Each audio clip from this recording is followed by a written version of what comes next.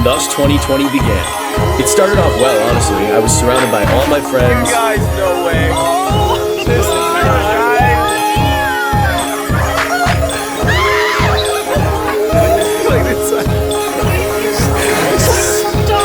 And we were together in one of the greatest cities in the world. Oh my god, oh my god.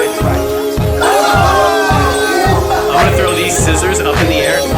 Let's go, baby! Oh my god. And we were just making memories. We were traveling. New Orleans, Miami. Even the bars were open. Imagine that. I was ready to aim high. I had big plans and big goals.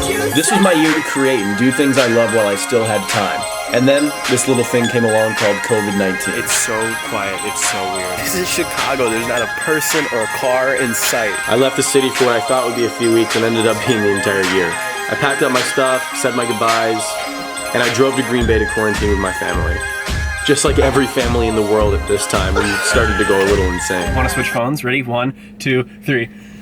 I turned 21 in quarantine, and we got a new dog. Her name's Luna. As much as I loved being home, it was time to get back to work. So I moved up to Door County, Wisconsin, where I ran a pizza restaurant. And it was honestly my life. I learned so much, but it was a grind. In addition to managing that place, I was still doing college online, cleaning boats, and making candles, which started popping up on the internet. Oh yeah, and I lived on a boat. Sometimes I would just sleep in the restaurant. It was a busy schedule, but I loved every second, and made some amazing memories.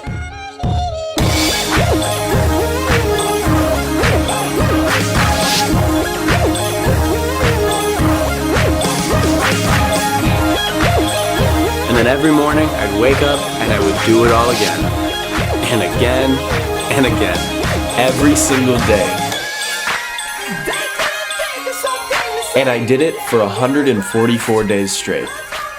My hands took a beating, and clearly I didn't have time for a haircut either. As much as I love marina life, the boat eventually had to come out of the water, because water freezes. And that was when I moved here. Not incredibly glamorous, but it did the job. And it was beneath a coffee shop, which means I got free coffee. Although this year didn't turn out exactly the way I thought it would, I had time to reflect and realize that it doesn't matter. 2020 was the year I thought I was going to get everything I wanted, but it ended up being the year I appreciate everything I have. Spending an entire month with my amazing family is something I may never be able to do again, and I am so grateful.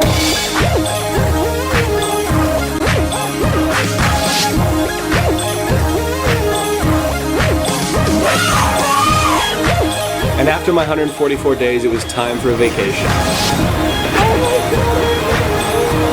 So I went to Joshua Tree with 2 of my favorite people.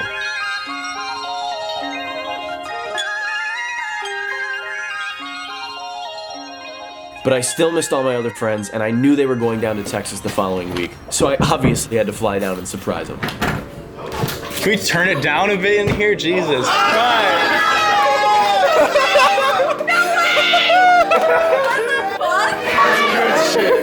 That's great. Oh my god, I'm here for 8 hours. And we used our time together to plan another trip. Christina's in my bed watching TV shows when she hit the remote with her legs shaking. Let's put love making, watching wherever my head facing is for bugs, baby.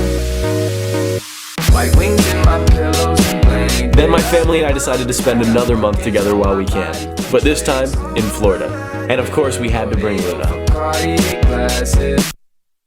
But girl, you know how itchy my back is. Every time we said I was kind of going for the rapper, like you had mentioned earlier. Oh, that's not Florida, that's Florida.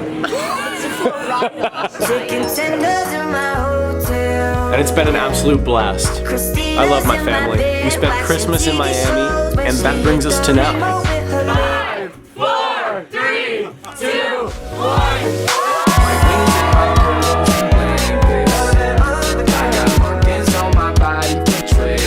First, folks, I am kissless on New Year's. It's gonna be the worst year of my fucking life. Camera's in my right hand.